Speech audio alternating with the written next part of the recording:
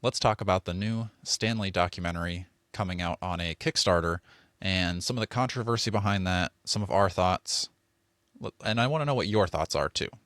Let's talk about that.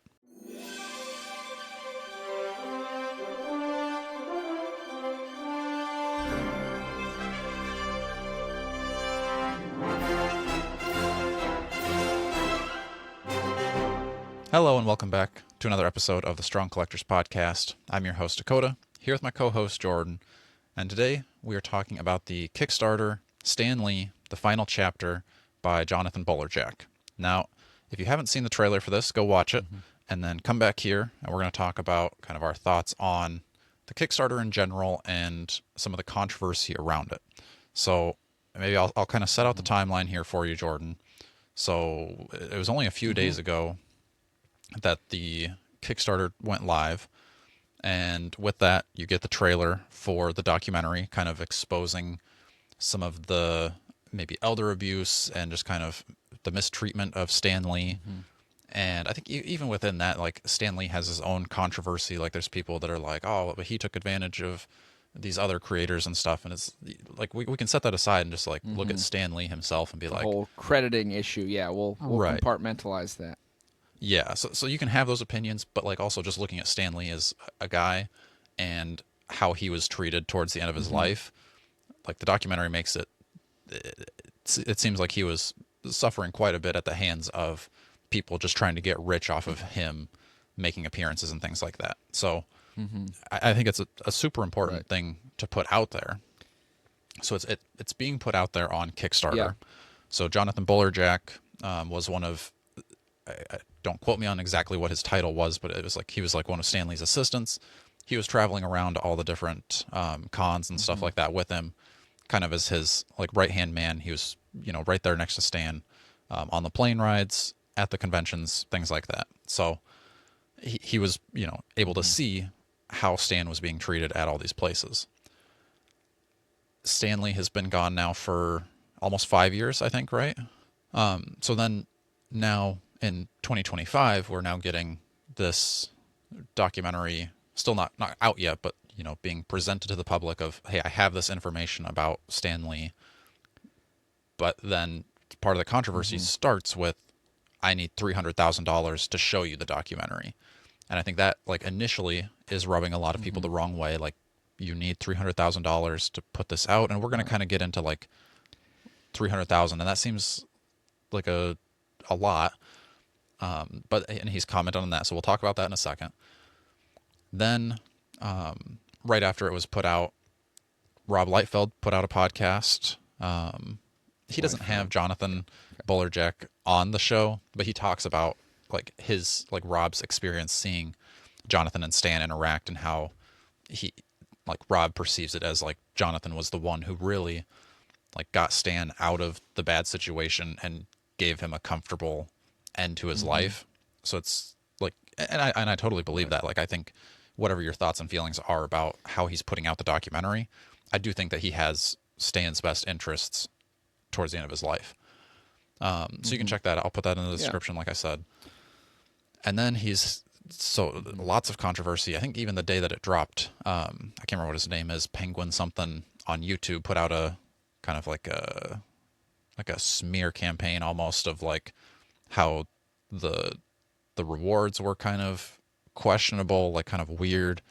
How some of the points brought up were, if you have this information about somebody that you supposedly care so much about, why are you then trying to, almost seems like you're profiting off of the movie?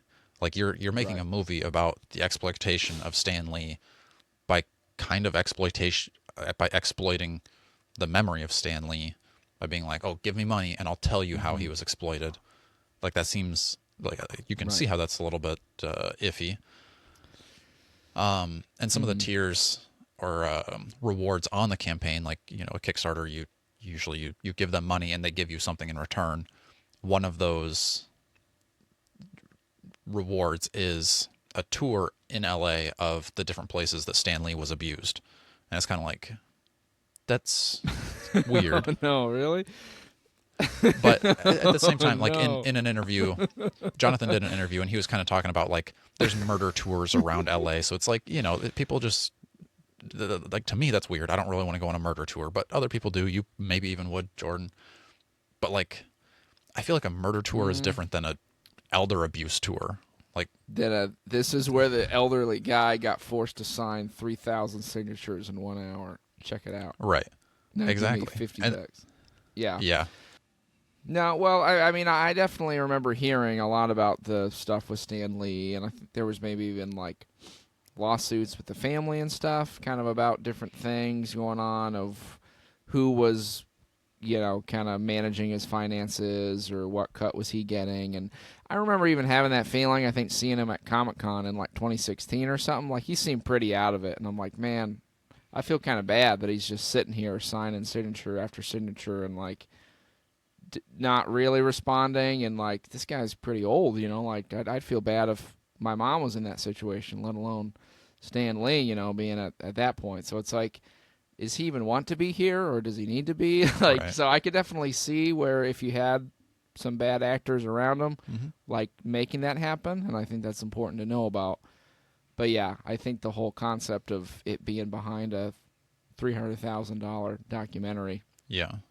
is a little bit questionable Yeah. for sure. And so Jonathan went on, I can't remember, I'll put the link to the article down below, and was kind of talking about like why the price was the price.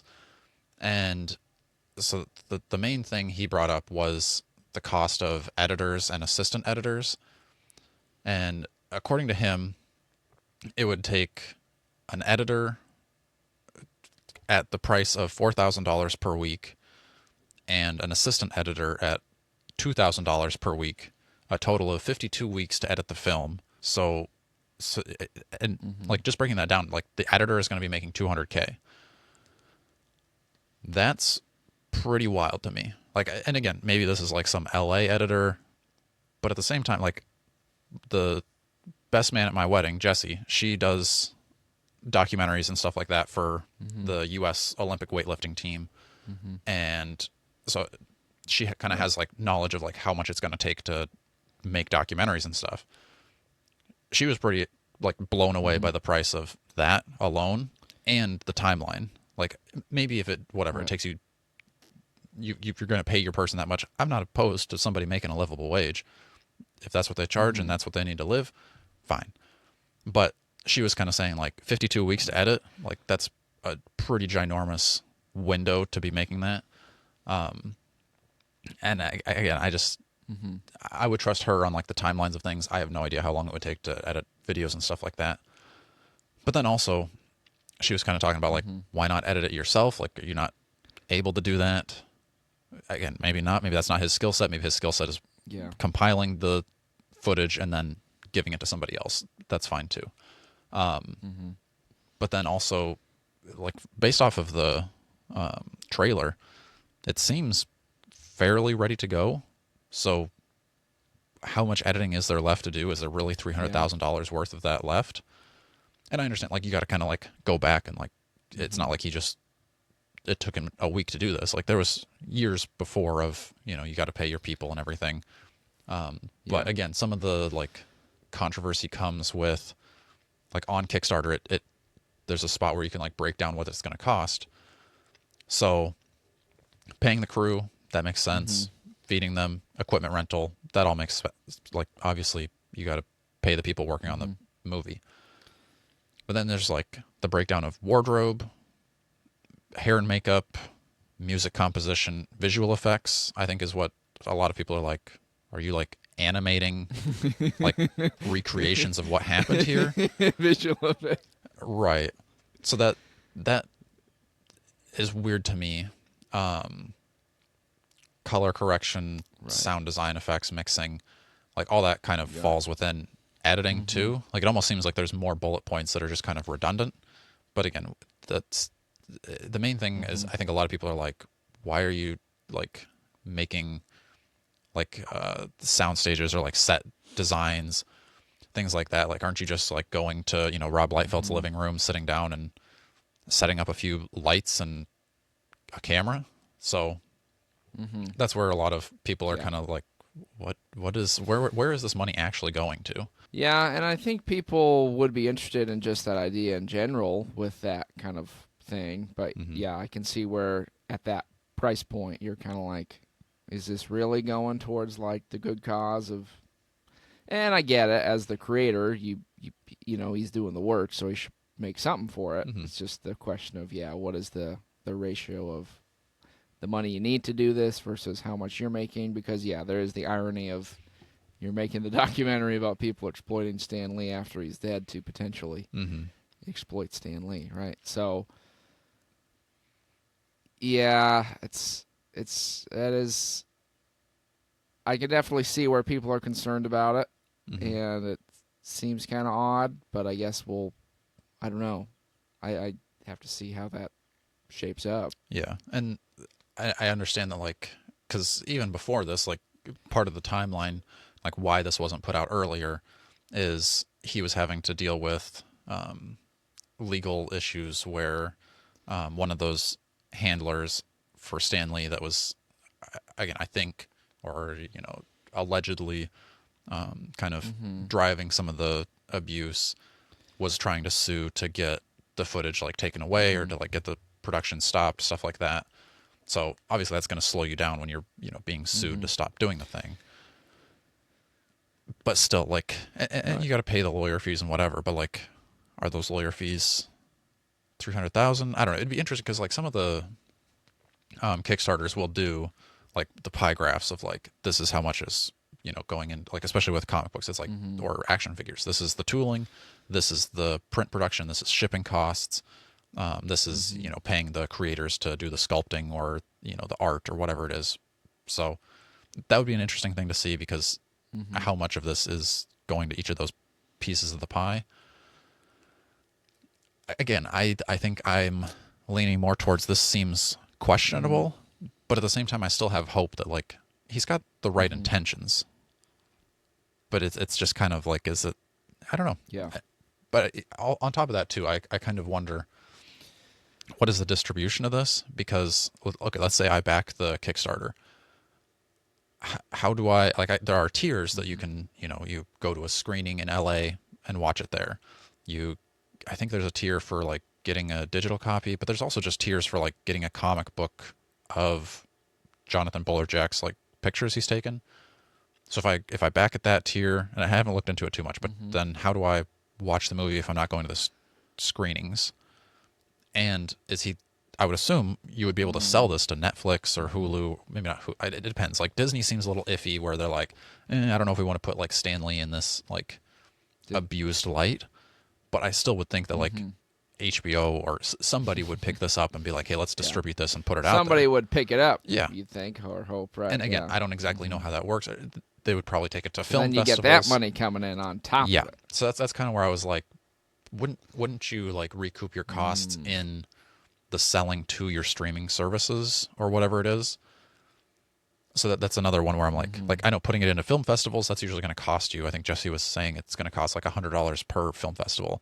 That's not that much. Like I could shoot a video and Mm-hmm. put it in a film festival. $100 isn't that expensive. But then doing that is probably going to get it looked at by, like I said, Netflix. Again, maybe not Hulu and Disney, but Mm-hmm. HBO, Paramount. I don't know about those, but somebody I think would want to be showing this because Stan Lee is, one of the biggest names in comic books ever. So I think that would sell. Mm-hmm. So then that money on top of the $300,000, why was the $300,000 necessary? Again, I don't know how Mm-hmm. much Netflix buys a documentary for, but just questions there. And I think that's what's making people Yeah. skeptical because as we're Right. recording this right Yeah. now, I thought. it's only up to Mm-hmm. $65,000 pledged out of the 300,000 with 25 days to go. Yeah, I think it's really important with something like this, like you said, that transparency piece of like this is what all this is for to make sure the money's accounted Mm-hmm. for, and you'd have to be really honest, I think, about what you're doing with that and how you're approaching the issue. Mm-hmm. Um, but I do think it speaks to people's interest in it that people are talking about Yeah. it or concerned about it because within the comics industry in general, I think there is a lot of interest in kind of exposing some of the practices, whether it's like the companies with creators or, you know, Mm-hmm. whatever that looks like the whole idea of being compensated fairly or being treated Yeah. fairly. And I think there's a growing interest in people hearing about that stuff and discussing it more openly. So I think it's good in even in a general sense of just to kind of bring that conversation to light Mm-hmm. for people to think and reflect on a little bit, like how much are the companies benefiting from using people at kind of the creative level that aren't really getting the benefits that the company is getting from all their work. Right. And No? I think part of Go on? the Okay. issue maybe is that like just by putting this out there and like having the trailer, I kind of know what happens now. Like, do I have to watch the movie to understand like, oh, Stanley was abused? That's really the gist of the movie. And like, do I need to watch Mm-hmm. how he was abused to understand that it was? Right. So it's kind of like I feel like the like Mm-hmm. virtuous thing of like being like, oh, I need to like tell the story of Stanley being abused is like it kind of is told now, and now it's just kind of Mm-hmm. like watching it happen. And like to me, it's like Right. I'm not usually watching this kind of movie. It's Stanley, so I'd watch the movie, but it's not going to be one of those like, Yeah. oh, I'm going to go to the movies and have a good time here. It's like I'm going to go here and probably be super sad Mm-hmm. watching this movie. Right. But at the same Yeah. time, I do think it's a Well, fair thing to yeah, show. and then your intent, like, is your intent to expose these people to like take them down? You know, are you trying to say like, if I make this, then these guys will get some kind of recourse or Hmm. justice, or I just want people to know? You know, yeah, I think that's important too. Is it's not like, well, I'm just rehashing this horrible thing that happened to Stanley, Hmm. and I'm saying, hopefully, that intent would be I guess I don't know where everybody else ended up around him, but like, are you trying to say I'm bringing justice to this situation, or I'm trying to make something happen? Because Right. yeah, if at the end of the day it's like I just want to tell it, so I have some content, you know, that's probably not the right way to go. Yeah. 'Cause I think it does have those two avenues of like we're gonna, maybe it doesn't bring just like it's not. I would be surprised if the people that were exploiting Stan are gonna like go to jail or something.